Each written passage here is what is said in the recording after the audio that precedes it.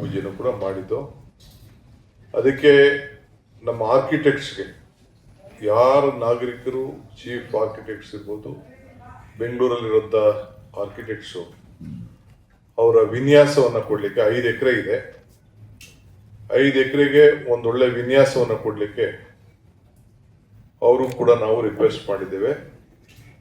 ನಮ್ಮ ಬೆಂಗಳೂರಿನ ಆರ್ಕಿಟೆಕ್ಟ್ಗೆ ನಮ್ಮ ಟೌನ್ ಪ್ಲಾನಿಂಗ್ ಅಲ್ಲಿ ಏನಿದೆ, ಟೌನ್ ಪ್ಲಾನಿಂಗ್ ಬೋರ್ಡ್ ಡಿಪಾರ್ಟ್ಮೆಂಟ್, ಅದು ಕೂಡ ಕೆಂಪೇಗೌಡ ಪ್ಲಾನಿಂಗ್ ಅಥಾರಿಟಿಲಿ ಅವ್ರನ್ನೂ ಕೂಡ ಪರ್ಮನೆಂಟ್ ಮೆಂಬರ್ ಆಗಿ ಅಳವಡಿಸ್ಕೊಳ್ಳಿಕ್ಕೆ ಸೂಚನೆಯನ್ನು ಕೊಟ್ಟಿದ್ದೇನೆ.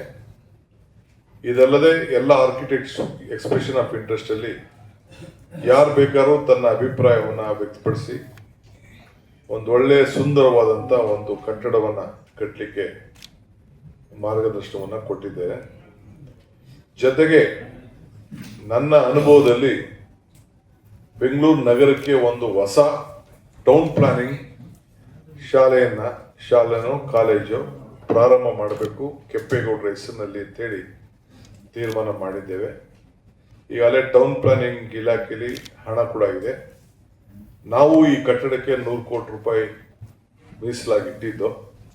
ಅದು ಇದೆಲ್ಲ ಸೇರಿ ಆ ಬಿಲ್ಡಿಂಗ್ ಅಲ್ಲಿ ಒಂದು ಹಾಲು, ಒಂದು 300 ಜನ ವಿದ್ಯಾರ್ಥಿಗಳು, 3 ವರ್ಷದ ಒಂದು ಕೋರ್ಸ್ ಏನೋ VTUಗೆ ನಾವು ರಿಕ್ವೆಸ್ಟ್ ಮಾಡ್ತೀವಿ. ಅವ್ರು ಏನು ಒಂದು ಸಿಲೆಬಸ್ ತಯಾರು ಮಾಡಿ ಅವ್ರು ಕೊಡ್ತಾರೆ. ಅದು ಬರೀ ಒಂದು ಟೌನ್ ಪ್ಲಾನರ್ಸ್ನ ತಯಾರು ಮಾಡಿ, ಯಾಕೆಂದ್ರೆ ನಾನು ಈಗಾಗಲೇ BDಯಲ್ಲಿ, ಕಾರ್ಪೊರೇಷನ್ ಅಲ್ಲಿ, ಬೇರೆ ಬೇರೆ ಕಡೆ ಪ್ರೈವೇಟ್ ಅಲ್ಲೆಲ್ಲ ಅಫಿಷಿಯಲ್ ಟೌನ್ ಪ್ಲಾನರ್ಸ್ ವಿದ್ಯಾಭ್ಯಾಸ ಮಾಡಿದಂಥ ಅವ್ರಿಗೆ ಉದ್ಯೋಗ ಕೊಡಬೇಕು. ಇಲ್ಲಿ ಬೇರೆ ಕೆಲಸ ಮಾಡಿದವರೆಲ್ಲ ಟೌನ್ ಪ್ಲಾನರ್ ಆಗಬೇಕು ಅಂತೇಳಿ ನಮ್ಮಲ್ಲಿ ಒಂದು ಒತ್ತಡ ಇದೆ. ಅದನ್ನ ಕಡಿವಾಣ ಹಾಕಬೇಕು. ಬರೀ ಟೌನ್ ಪ್ಲಾನರ್ಸ್, ಯಾಕೆಂದ್ರೆ ಬೆಂಗಳೂರಿಗೆ ಮಾಸ್ಟರ್ ಟೌನ್ ಪ್ಲಾನಿಂಗ್ ಬಹಳ ಅವಶ್ಯಕತೆ ಇದೆ. ಬೆಂಗಳೂರು ಬೆಳೀತಾ ಇದೆ. ಇದು ಸರ್ಕಾರದ ಮಟ್ಟದಲ್ಲೂ ಕೂಡ ಉತ್ತಮವಾಗಿ ಉದ್ಯೋಗಗಳನ್ನ ಆಪರ್ಚುನಿಟಿನ ಕೊಡಿಸ್ಬೇಕು ಅನ್ನೋದು ಕೂಡ ನಮಗೆ ವಿಚಾರ ಇದೆ. ಈ ವಿಚಾರದಲ್ಲಿ ಹೊಸದಾಗಿ ಕೆಂಪೇಗೌಡ ಹೆಸರಿನಲ್ಲಿ ಒಂದು ಟೌನ್ ಪ್ಲಾನಿಂಗ್ ಇನ್ಸ್ಟಿಟ್ಯೂಟ್ ಅನ್ನ ಪ್ರಾರಂಭ ಮಾಡಬೇಕು ಅಂತ ಹೇಳಿ ನಾವು ತೀರ್ಮಾನ ಮಾಡಿದ್ದೇವೆ. ಸೊ ಈ ಹಾಲಿ ಇರುವಂತ ನಮ್ಮ ಟೌನ್ ಪ್ಲಾನಿಂಗ್ ಡಿಪಾರ್ಟ್ಮೆಂಟ್ ನಲ್ಲಿ UD ಡಿಪಾರ್ಟ್ಮೆಂಟ್ ಅಲ್ಲಿ ಹಣ ಮತ್ತು ಕೆಂಪೇಗೌಡ ಪ್ರಾಧಿಕಾರದಿಂದ ಮತ್ತು ನಮ್ಮ Bengaluru GBA greater Bengaluru authority ಅಲ್ಲೂ ಕೂಡ ನಾನು 100 ಬಜೆಟ್ ಅಲ್ಲಿ 100 ಕೋಟಿ ರೂಪಾಯಿ ಮೀಸಲಾಗಿ ಇದಕ್ಕೋಸ್ಕರ ನಾನು ಇಟ್ಟಿದ್ದೆ. ಇವೆರಡೂ ಸೇರಿ ಒಂದು ಭವ್ಯವಾದಂಥ ಒಂದು ಕಟ್ಟಡವನ್ನು ಕಟ್ಟಿ ಮುಂದಿನ ದಿನದಲ್ಲಿ ಶಾಲೆಯನ್ನು ಪ್ರಾರಂಭ ಮಾಡಲಿಕ್ಕೆ ಎಲ್ಲ ಸಿದ್ಧತೆಯನ್ನು ಮಾಡಿಕೊಳ್ಳಿಕ್ಕೆ ವ್ಯವಸ್ಥೆ ಮಾಡಿದ್ದೇವೆ. ಇದಲ್ಲದೆ ಥೀಮ್ ಪಾರ್ಕು ಕೂಡ ಏನು ಏರ್ಪೋರ್ಟ್ ಇದೆ ಅದು ಕೂಡ ರಿವ್ಯೂ ಮಾಡಿದ್ದೇವೆ. ಫೈನಲ್ ಅದು ಬರೀ ಹಂಗೆ ಇದನ್ನ ಸ್ಟ್ಯಾಚ್ಯೂ ಮಾಡಿಬಿಟ್ಟು ಹೋಗ್ಬಿಟ್ಟಿದ್ರು. ಅದನ್ನು ಕೂಡ ಕಂಪ್ಲೀಟು ಕೃಷ್ಣ ಬೈರೇಗೌಡರಿಗೆ ಜವಾಬ್ದಾರಿಯನ್ನು ವಹಿಸಿ ಅವರು ಕೂಡ ಈಗಾಗಲೇ ಅದನ್ನು ಟೆಂಡರ್ಗೂ ಕರೆದಿರಲಿಲ್ಲ, ಆರ್ಡರ್ ಕೊಟ್ಟಿರಲಿಲ್ಲ, ಹಂಗೆ ಕೆಲಸ ಮಾಡಿಸ್ಬಿಟ್ಟಿದ್ರು. ಅದನ್ನು ಲೀಗಲ್ ಆಗಿ ಅದನ್ನೇನೆಲ್ಲ ಮಾಡ್ಬೋದು ಅಂತೇಳಿ ಈಗಾಗಲೇ ಕೃಷ್ಣ ಬೈರೇಗೌಡರು ಅದಕ್ಕೆ ಒಂದು ವ್ಯವಸ್ಥೆಯನ್ನು ಮಾಡಿದ್ದಾರೆ.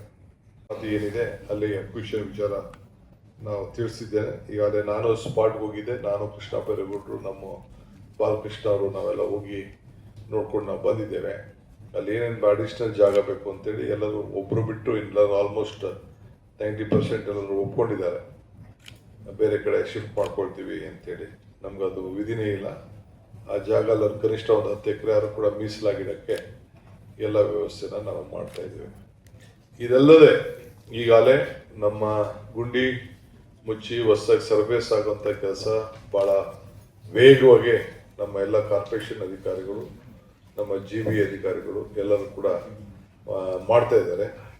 ಈಗ ದಸರಾ ಹಬ್ಬ ಇತ್ತು, ವಿಪರೀತ ಕಸ ಕೂಡ ಜಾಸ್ತಿ ಬಂದಿದೆ. ಅದು ಕೂಡ ಇನ್ನೊಂದು ಡ್ರೈವ್ನ ಈಗ ಪ್ಲಾನ್ ಮಾಡ್ತಾ ಇದ್ದಾರೆ. ಕೇಳಿದ್ದೀನಿ ನಾನು.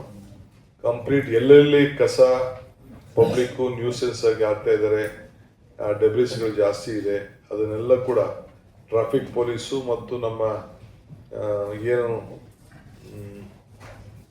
ನಮ್ಮ ಕ್ಯಾಮ್ರಾಗಳಿದೆ, ಆ ಕ್ಯಾಮ್ರಾಲಿಗೆಲ್ಲ ಕೂಡ ಬೆಂಗಳೂರು ಹೊರಗಡೆ ಹೋಗೋಂಥದ್ದು, ಒಳಗಡೆ ಬರೋಂಥದ್ದು, ಎಲ್ಲಿತ್ತು, ಎಲ್ಲಿಗೆ ತೊಗೊಂಡೋದ್ರು, ಎಲ್ಲಿ ಹಾಕಿದ್ರು ಅನ್ನೋದು ಕೂಡ ಒಂದು ಅದ್ರ ಬಗ್ಗೆ ಒಂದು ವೀಕ್ಷಣೆ ಮಾಡಿ ಒಂದಷ್ಟು ಜನಕ್ಕೆ ಒಂದು 100 ಕೇಸ್ಗಳನ್ನ ಹಾಕಿ ಅಂತೇಳಿ ಪೊಲೀಸ್ ಅವ್ರಿಗೆ ಹೇಳಿದ್ದೇನೆ.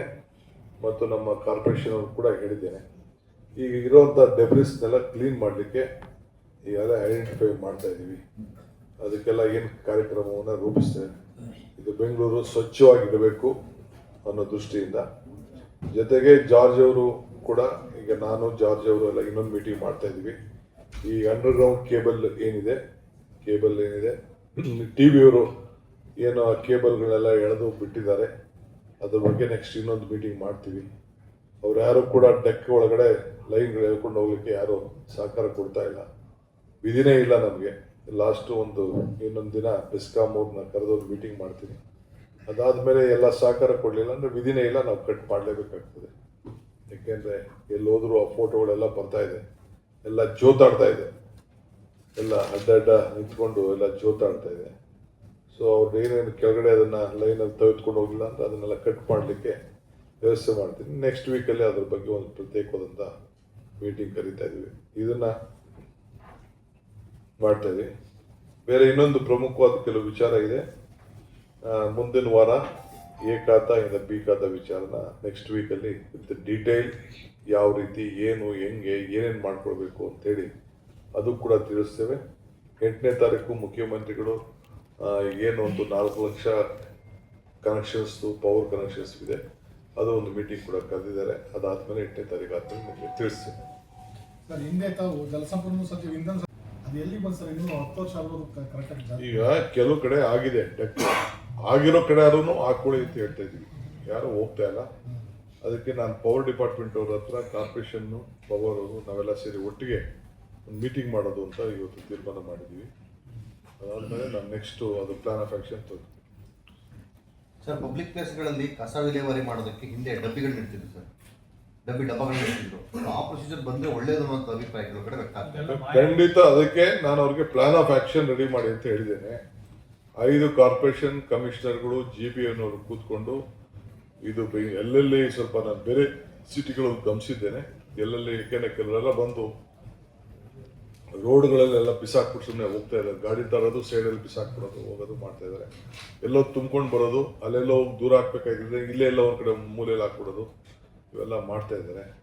ಭಾಳ ಕಡೆ ಇದೆ. ಈ ಕಸದ್ದು ಕೂಡ ಒಂದು ದೊಡ್ಡ ಮ್ಯಾಸಿವ್ ಕ್ಯಾಂಪೇನ್ನ ತೆಗೆದುಕೊಳ್ಳಿಕ್ಕೆ ಮಾಡ್ತಾ ಇದ್ವಿ. ಈ ಕೆಲ ಸಾರ್ವಜನಿಕರು ಕೂಡ ಸಹಕಾರ ಕೊಡಬೇಕು.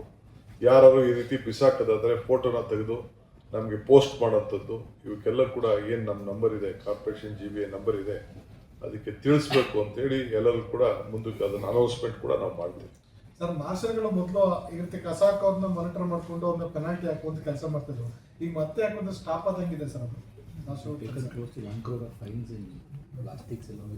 1 ಕೋಟಿ ಈಗಾಗಲೇ ಫೈನ್ ಕಟ್ಟಿಸಿದ್ವಿ, ಜನ ಕಟ್ಟಿದ್ದಾರೆ. ಪ್ಲಾಸ್ಟಿಕ್ ಇವೆಲ್ಲ ಹಾಕಿ ಈಗಾಗಲೇ ದುಡ್ಡು ಬಂದಿದೆ. ಇನ್ನು ಮ್ಯಾಸಿವ್ ಆಗಿ ಮಾಡ್ತೀವಿ ನಾವು. ಈಗ ವಾರ್ಡ್ಗಳನ್ನೂ ಕೂಡ ನಾವು ಜಾಸ್ತಿ ಮಾಡಿದ್ದೀವಿ. ಆ ವಾರ್ಡ್ಗೆ ಸಂಬಂಧಪಟ್ಟಂಥ ಇಂಜಿನಿಯರ್ಸು ಜಾಸ್ತಿ ಆಗ್ತಾರೆ, ಉದ್ಯೋಗನೂ ಜಾಸ್ತಿ ಆಗ್ತದೆ. ಮೊದಲು 198 ಇತ್ತು, ಈಗ 360 ಚಿಲ್ಲರೆ ಆಗಿದೆ. ಅದಲ್ಲದೆ ಬೆಂಗಳೂರು ಹೊರಗಡೆ ವ್ಯಾಪ್ತಿಲಿ ಏನಿದೆ ಅದನ್ನು ಕೂಡ ನಾನು ನನ್ನ ಇಲಾಖೆಗೆ ಅದನ್ನು ಸೇರಿಸ್ಕೊಂಡಿದ್ದೀನಿ. ಅಲ್ಲೂ ಕೂಡ ಕಸನ, ಅದು ಬೆಂಗಳೂರು ಕಸ ಇದ್ದಂಗೆ, ವಾರ್ಡ್ ಕಾರ್ಪೊರೇಷನ್ ಇಲ್ಲದೆ ಹೋದ್ರು ಕೂಡ ಒಂದು 7-8 ಕಿಲೋಮೀಟರ್ 10 ಕಿಲೋಮೀಟರ್ ಅಷ್ಟು ಆಲ್ಮೋಸ್ಟ್ ಸಿಟಿ ಇದ್ದಂಗೆ ಇದೆ. ಅದಕ್ಕೆ ನಾನು ಮೊನ್ನೆ ಅಮೆಂಡ್ಮೆಂಟಲ್ಲಿ ಅದನ್ನು ಬೆಂಗಳೂರು ನಗರ ಥರನೇ ಟ್ರೀಟ್ ಮಾಡಬೇಕು. ಅದನ್ನು ಎಲೆಕ್ಟ್ರಾನಿಕ್ ಸಿಟಿ ಇರ್ಬೋದು, ಮಹದೇವಪುರ ಇರ್ಬೋದು, ಏರ್ಪೋರ್ಟ್ ರೋಡ್ ಇರ್ಬೋದು, ಈ ಕಡೆ ನಮ್ಮ ಯಲಹಂಕ ಏರಿಯಾ, ಮಾಗಡಿ ರೋಡು, ಇವೆಲ್ಲ ಕೂಡ ಇದನ್ನು ಸ್ವಲ್ಪ ಸ್ವಚ್ಛತೆ ಮಾಡಬೇಕಾಗಿದೆ. ಯಾಕೆಂದರೆ ಅದು ಬೆಂಗಳೂರು. ಸೊ ಅದನ್ನು ಕೂಡ ನಾನು ನೆಕ್ಸ್ಟ್ ವೀಕು ಅದು ಒಂದು ಸಪ್ರೇಟ್ ಮೀಟಿಂಗ್ ಕರಿತಾ ಇದ್ದೀನಿ. ಸರ್, ಬಿ ಖಾತಾ ಮತ್ತು ಎ ಖಾತಾ ಟೋಟಲ್ ಎಷ್ಟು ಬಾಕಿ ಇದೆ ಸರ್? ನೋಡಪ್ಪ, ರೆವಲ್ಯೂಷನ್ ನಾನು ತೆಗೆದುಕೊಂಡಂತ ತೀರ್ಮಾನಗಳು ಐತಿಹಾಸಿಕವಾದಂಥ ತೀರ್ಮಾನ. ಸ್ಕ್ಯಾನಿಂಗ್ಗಳಿರ್ಬೋದು, A to B ಖಾತಾ ಇರ್ಬೋದು, ಇವೆಲ್ಲ ಕೂಡ ಇಂಥ ದೊಡ್ಡ ದೊಡ್ಡ ತೀರ್ಮಾನಗಳನ್ನು ನಾವು ತೆಗೆದುಕೊಂಡಿದ್ದೇವೆ. ಮುಂದಕ್ಕೆ ಅದನ್ನೆಲ್ಲ ಎಕ್ಸ್ಪ್ಲೈನ್ ಮಾಡಿ ನಿಮಗೆ ವಿತ್ ವಿಡಿಯೋ ಇದನ್ನ ಪ್ರೆಸೆಂಟೇಷನ್ PTP ಮುಖಾಂತರ ನಿಮ್ಗೆ ಗೊತ್ತಾಗಬೇಕು ಏನಿತ್ತು, ಏನಾಯಿತು, ಹೇಗಾಗಿದೆ ಅಂತ.